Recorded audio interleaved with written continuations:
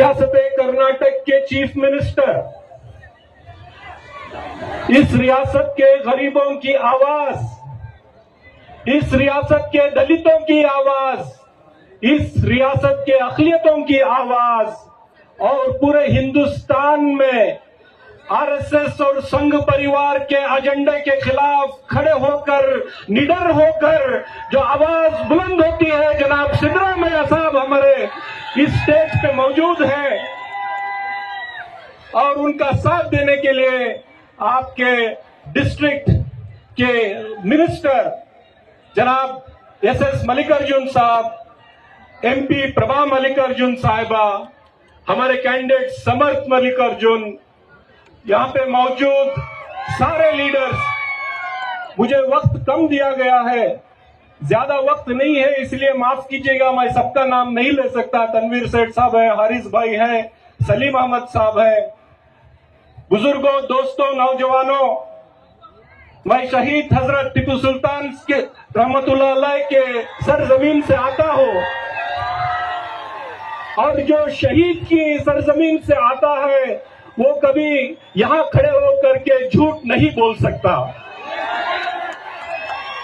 प्यारे गयूर नौजवान साथियों, हमारे बीच deputy chief minister DK Shiv Kumar साहब, हमारे पार्टी के अध्यक्ष, वो भी आए हैं। उनका भी मैं इस्तकबाल करता हूं कि मैं शहीद की सरजमीन से आया हूं और मैं यहां खड़े होकर के चंद बातें आपसे कहना चाहता हूं। ये चंद बातें क्यों इतनी जरूरी है, क्यों इतनी अहम है, क्योंकि ये बातें ना सिर्फ दावणगेरे साउथ में जो रिजल्ट आने वाला है, वो जो आपका उत्साह है, आपकी ताकत जो यहां जमा हुई है, इस मैदान में जमा हुए ये छोटी सी झांकी है, इसी को देखते हैं तो हमें पता चल जाएगा कि इस सरजमीन में कांग्रेस पार्टी का कैंडिडेट बहुत बड़ी मार्जिन से जीतकर असेंबली में जाने वाला है। दोस्तों, बुजुर्गों, नौजवानों, बहुत सारी बातें हो रही हैं।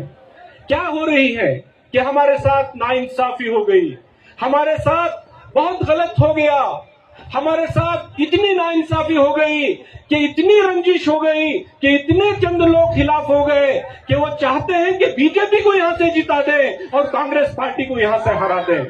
मैं उन सबसे कहना चाहूंगा कि यहां की आवाम, यहाँ का वोटर सियासी तौर पर बेदार वोटर है। यहाँ के लोग इतने मासूम नहीं है, इतने बेवकूफ नहीं है, सीधे साधे भोले भाले होंगे, लेकिन इतने भी बेवकूफ नहीं है कि हम अपने हाथों से बीजेपी को जिताकर वो हथियार हमारे खिलाफ इस्तेमाल करने के लिए हम दे दें। दोस्तों, बुजुर्गों, नौजवानों, जिन लोगों ने कहा कि कांग्रेस ने हमारे साथ नाइंसाफी की है, मैं उनको बताना चाहता हूं कि क्या क्या नाइंसाफी की है। ये रिजवान अरशद जो एक आम घर से आता है, इसको एमएलए बनाकर आपके सामने किस पार्टी ने खड़ा किया है? तनवीर सेठ को किस पार्टी ने खड़ा किया? यासिर पठान को किस पार्टी ने खड़ा किया? एनए हरीश को किस पार्टी ने खड़ा किया? सलीम अहमद को किस पार्टी ने खड़ा किया? 10 एमएलए किसने बनाए? कौन सी पार्टी थी वो जिसने बनाए? हमारी बहन यहाँ जो एमएलसी है बल्किस बानो, उनको किस पार्टी ने बनाया? दो मिनिस्टर जमीर अहमद साहब और रहीम खान साहब किस पार्टी ने बनाए? कांग्रेस पार्टी ने बनाए। यूटी खादर जो स्पीकर है, किस पार्टी ने बनाई? कांग्रेस पार्टी ने बनाई। ये नाइंसाफी है। 20 लोगों को बोर्ड कॉर्पोरेशन के चेयरमैन बनाया, किस पार्टी ने बनाया? कांग्रेस पार्टी ने बनाया। राज्यसभा में हमारा भाई नासिर हुसैन बढ़ाए, किस पार्टी ने बनाया है?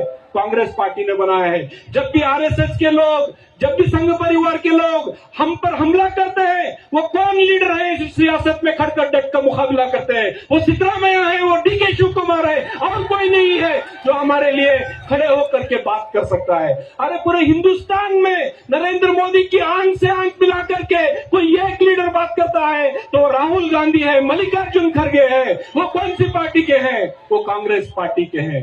ये लोग, मैं देख रहा था यहाँ के एक जमाने के बहुत पुराने लीडर सीएम इब्राहिम साहब इस धूप में गली गली घूम रहे हैं, घूम कर बोल रहे हैं कि कांग्रेस ने क्या किया, कांग्रेस ने क्या किया। अगर ये स्टेज आकर सीएम इब्राहिम साहब देख ले तो उनको पता चल जाएगा कि कांग्रेस ने क्या किया। अरे इब्राहिम साहब, कांग्रेस ने आपको एक सिटिंग एमएलए की टिकट काट कर भद्रावती में दी थी। एक सिटिंग एमएलए था, वो हमारी कौम का नहीं था, आपकी जिद की वजह से हमने उसकी टिकट काटकर भद्रावती में दी। क्या आप वो सीट जीत पाए? क्या आप वो सीट जीत पाए? आप नहीं जीत पाए, आपका डिपॉजिट नहीं बचा और आप जो खुद एमएलए नहीं बन पाए, आज गली गली दूसरे को एमएलए बनाने के लिए घूम रहे हैं। दूसरे बना नहीं सकते। जो आदमी खुद नहीं जीत पा रहा है वो बोल रहा है कि मैं कांग्रेस को हरा दूंगा, बीजेपी को जिता दूंगा। ये आपकी बस की बात नहीं है। कांग्रेस को दावणगेरे साउथ में जब तक आप हरा नहीं सकते तब तक इस दावणगेरे साउथ का वोटर, सेक्युलर वोटर, सबको साथ लेकर कांग्रेस की आइडियोलॉजी हिंदू मुसलमान सिख ईसाई हम सब है, हम सबको साथ लेकर चल रही है कांग्रेस पार्टी, तो आप बिल्कुल नहीं हरा सकते। दोस्तों, पूरे दुनिया में आज एक जंग चली हुई है। एक तरफ अमेरिका और इजराइल है, एक तरफ ईरान है। कांग्रेस पार्टी खुलकर ईरान के साथ दे रही है, बीजेपी खुलकर इजराइल के साथ दे रही है। जंग शुरू होने से 2 दिन पहले नरेंद्र मोदी इजराइल जाकर नेतन्याहू जो दोजख में जलेगा, गाजा में, फलस्तीन में 50,000 लोगों को जिसने मारा, हमारे 18,000 नन्हे मुन्ने बच्चों को जिसने मारा, वो नेतन्याहू, उसके साथ ये बीजेपी के मोदी की दोस्ती है। आप बताएं, उस बीजेपी को आप जीतना चाहते हैं जिसने फलस्तीन में हमारे बच्चों को मारने वाले इजराइल का साथ दिया? बताइए, आप जीतना चाहेंगे? क्या आप उस पार्टी के कैंडिडेट को जिताएंगे जो फलस्तीन के साथ खड़ा रहा? क्या आप उस पार्टी के कैंडिडेट को जिताएंगे जो इंसाफ की बात करता है, इंसानियत की बात करता है? क्या आप जालिमों को ताकत दे देंगे? क्या आप मजलूम का साथ नहीं देंगे? अरे एक सीट की बात है, आज नहीं तो कल हमें जरूर मिल जाएगी, लेकिन अगर यहां से बीजेपी जीत कर चले गई तो इसका खामियाजा हम सबको भुगतना पड़ेगा। अगर यहां से बीजेपी जीत कर चले गई तो आप सिद्धरामैया के हाथ को कमजोर करेंगे, आप डीके शिवकुमार के हाथ को कमजोर करेंगे। अगर यहां से बीजेपी जीत गई तो आप नरेंद्र मोदी को मजबूत करेंगे, राहुल गांधी को कमजोर करेंगे। दोस्तों, भाइयों, बुजुर्गों, नौजवानों, किसी भी कम्युनल पार्टी को जिताना हमारे हक में नहीं है, चाहे वो कम्युनल पार्टी बीजेपी क्यों ना हो, चाहे वो कम्युनल पार्टी एसडीपीआई क्यों ना हो, ये सब कम्युनल पार्टीज हैं। अगर एसडीपीआई मुसलमानों की नुमाइंदगी की बात करती है तो मैं उनको पूछना चाहता हूं, जो शिवाजी नगर में, क्या मैं मुसलमान नहीं हूं? मेरे खिलाफ क्यों लड़ते हैं? क्या तनवीर सेठ मुसलमान नहीं है? इनके खिलाफ क्यों लड़ते हैं? आप केरला में मंजेश्वर में 70 वोट से जीता हुआ एक मुस्लिम एमएलए, उसके खिलाफ आप क्यों लड़ते हैं? आपका मंशा क्या है? आपको फर्स्ट हमको हराना है, कांग्रेस को हराना है, बीजेपी को जिताना है। अगर यही आपका एजेंडा है तो आप सुन लीजिए, किसी कम्युनल पार्टी को आज यहां के वोटर साथ नहीं देंगे। जो भी देंगे कांग्रेस पार्टी को वोट देंगे, सेक्युलर पार्टी को वोट देंगे, इंसाफ पसंद लोगों को वोट देंगे। इंसाफ पसंद लोग राहुल गांधी है, इंसाफ पसंद लोग मल्लिकार्जुन खड़गे है, इंसाफ पसंद लीडर सिद्धरामैया है, इंसाफ पसंद लीडर डीके शिवकुमार है, इंसाफ पसंद लीडर ये एसएस मल्लिकार्जुन है। और हमारा कैंडिडेट जो यहाँ बैठा एक नौजवान है, आज आप इसको वोट देकर कामयाब बनाएंगे, असेंबली के अंदर हमारे साथ कंधे से कंधा मिलाकर बीजेपी के साथ लड़ाई करेगा, इतनी मैं आपको गारंटी देता हूं। और इतना कहते हुए मैं अपील करता हूं कि आप मेहरबानी से 9 तारीख को होने वाले इस इलेक्शन में एक करारा जवाब, दावणगेरे में एक वोट जो कांग्रेस को पड़ेगा, नरेंद्र मोदी जी के कान में वो सीटी बजनी चाहिए। इतना कहकर मैं अपनी बात खत्म करता हूं। खुदा